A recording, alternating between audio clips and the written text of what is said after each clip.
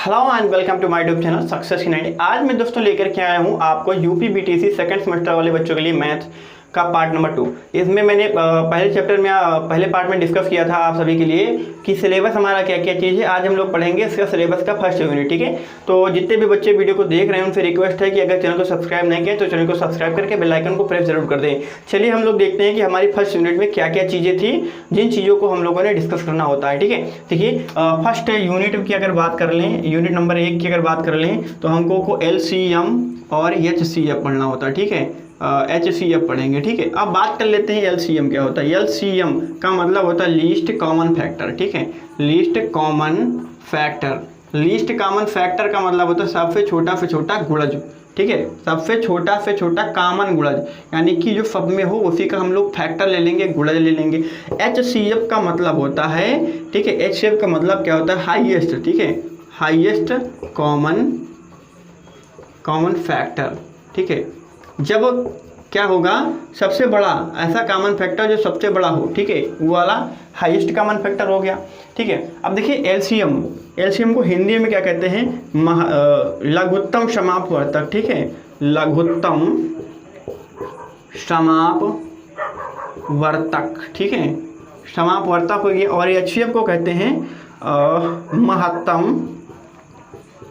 महत्तम समापवर्तक, ठीक है। देखिए लासा और मासा ये चीज़ें हो गई, ठीक है। अब देखिए लासा को कैसे कैलकुलेट करेंगे, ठीक है। आज हम लोग का केवल डिस्कशन रहेगा लासा पर। तो लासा क्या होता है, ठीक है, देख लेते हैं। देखिए LCM या इसको लासा बोलते हैं। लासा का मतलब होता है ऐसी गिनती, ध्यान से समझिएगा सभी बच्चे, ऐसी गिनती जो दी हुई गिनतियों से विभाजित हो जाए, यानी ऐसी गिनती जो दी हुई गिनती से विभाजित हो जाए, जैसे 12 और 16। अभी तरीका बताएंगे, ठीक है, निकालने का। देखिए इसके निकालने के दो तरीके, ठीक है, निकालने के तरीके या निकालने के तरीके, ठीक है। तरीके की बात कर लेते। देखिए निकालने के दो तरीके होते हैं। एक होता है अभाज्य गुणनखंड विधि द्वारा, ठीक है, अभाज्य गुणनखंड विधि द्वारा, और एक होता है भाग विधि द्वारा, ठीक है। भाग विधि के द्वारा हम लोग इसको ज्ञात करेंगे, ठीक है। तो अभी हम लोग बात कर लेते हैं केवल अभाज्य गुणनखंड विधि द्वारा लासा कैसे कैलकुलेट करते हैं। देखिए 12 और 16 लिखा हुआ है। अभी आगे बात कर लेंगे भाग विधि के द्वारा कैसे ज्ञात करना पड़ता है। पहले तो हम समझेंगे लासा होता क्या है। देखिए लासा का मतलब होता है इन सभी के मल्टीपल जो अभी आगे कॉमन मिलते हैं। जैसे मल्टीपल का मतलब पहाड़ा लिखेंगे, जैसे 12, ठीक है, 12 दूना 24, 12 तीन 36, 12 चौके 48, 12 पंचे 60, 12 चंग 72, 12 फतेह 84, 12 टी 96। इस तरीके से डॉट डॉट डॉट डॉट चलता चला जाएगा, ठीक है। 16 की बात कर लें तो 16 कम 16, 16 दूना 32, 16 तीन 48, 16 चौको 64, ठीक है, और 64, 16 पंचे 80, 16 चंग 96। देखिए अगर यहाँ पर बात कर लें, ठीक है, अगर कॉमन की इसमें और इसमें क्या कॉमन है, ठीक है, तो यहाँ पर 48 है और यहाँ पर भी 48 है, यहाँ पर 96, यहाँ पर भी 96, आगे भी निकल के आ जाएगा, ठीक है। देखिए कॉमन की बात करें, ठीक है, सी फॉर होता है कॉमन, ठीक है। कॉमन की अगर बात करें तो कॉमन दो चीज़ें हैं, एक तो 48 है, एक तो 96 है।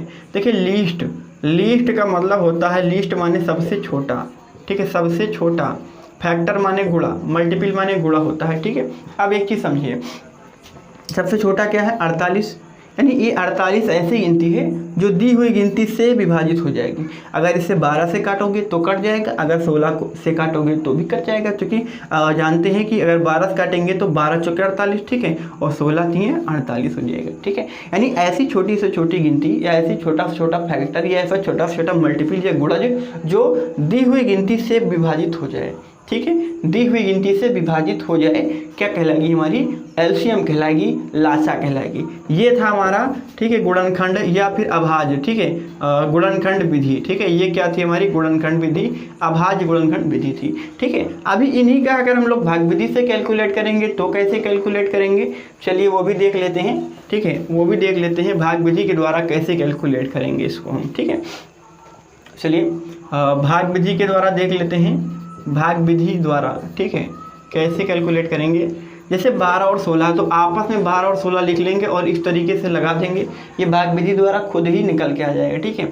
अब देखिए 2 से काटना स्टार्ट करो, 2 छक्के 12, 2 ठी 16, फिर 2 से काटो, 2 3 6, 2 चौके 8, फिर 2 से काटो। देखिए ये गिनती नहीं 2 से कट रही है। अब ज़बरदस्ती नहीं कि इसको काट लेंगे, इसको नहीं काटने के लिए लिख लेंगे और 2 दूना 4 लिख लेंगे, ठीक है। फिर 2 से काटेंगे, 2 एक कम, ये नहीं कटेगा, सॉरी ये नहीं कटेगा और ये कट जाएगा। अब यहाँ पर ये गिनती नहीं है, ख़त्म हो गई, ये एक बच गया है, ठीक है। अब ये 3 बचा है तो 3 से काट लो, ठीक है। अब क्या करेंगे, गुणा करेंगे, 2 दूना 4, 4 दूनी 8, 8 दूनी 16, 16 3 48, तो आंसर क्या हो गया 48 हो गया, ठीक है। तो ये वाला सभी को समझ में आ गया है।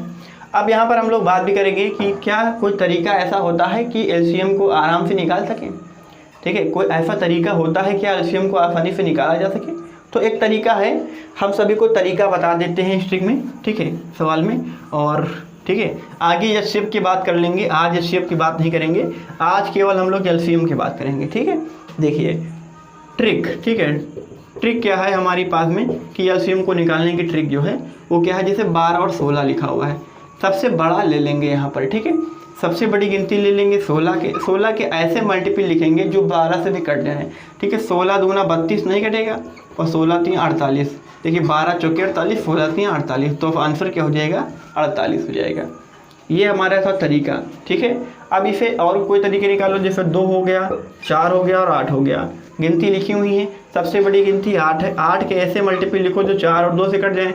देखिए 8 दूनी 16, 4 चौके 16, 2 अट्ठी 16 और 8 दूनी 16, यानी 16 जो है वो इन दी हुई गिनती से विभाजित हो रही है, ठीक है। तो ये हमारा हो गया तरीका। नहीं करना क्या है, सबसे बड़ी गिनती को चूज़ करना है और उसके मल्टीपल लिखना है। अगर बगल वाली गिनती से मल्टीपल करा के एक बार भाग करा के चेक कर लेना क्या कट रहा है, अगर कट रहा है तो बस यही हमारा क्या हो जाएगा, एलसीएम हो जाएगा, ठीक है। समझ में आ गया दोस्तों? तो दोस्तों ये था हमारा आज का टॉपिक। आज हम लोगों ने डिस्कस किया यहाँ पर, ठीक है, कि एलसीएम क्या होता है, ठीक है, और एलसीएम निकालते कैसे हैं, कुछ सवाल भी हम लोगों ने डिस्कस किया है। अब हम लोग कल डिस्कस करेंगे कि एचसीएफ क्या होता है, क्या एचसीएफ को निकालने के कोई तरीका होता है, ठीक है। एचसीएफ के बारे में पूरा डिस्कशन करेंगे, ठीक है। और फिर उसके बाद में फिर हम लोग कुछ क्वेश्चन करेंगे जिसमें एलसीएम और एचसीएफ दोनों चीज़ें निकालनी होगी, ठीक है दोस्तों। अगर वीडियो आप लोग को अच्छी लग रही हो, ठीक है, तो वीडियो को एक बार लाइक करिएगा, चैनल को सब्सक्राइब करिएगा। द्वितीय सेमेस्टर वाले बच्चों के लिए इंपॉर्टेंट है, ठीक है। ये सभी क्लासेस आप लोग के लिए चलाई जा रही हैं और लॉकडाउन में आप सभी लोग जो है कायदे से पढ़ाई करते रहें, ठीक है। ये लॉकडाउन क्लासेस हैं, आप लोग को अंग्रेजी विज्ञान की भी क्लासेस प्रोवाइड कराई जाएंगी चैनल के माध्यम से। तो सभी लोग से रिक्वेस्ट है कि चैनल को सब्सक्राइब करें, बेल आइकन को जरूर प्रेस कर दें।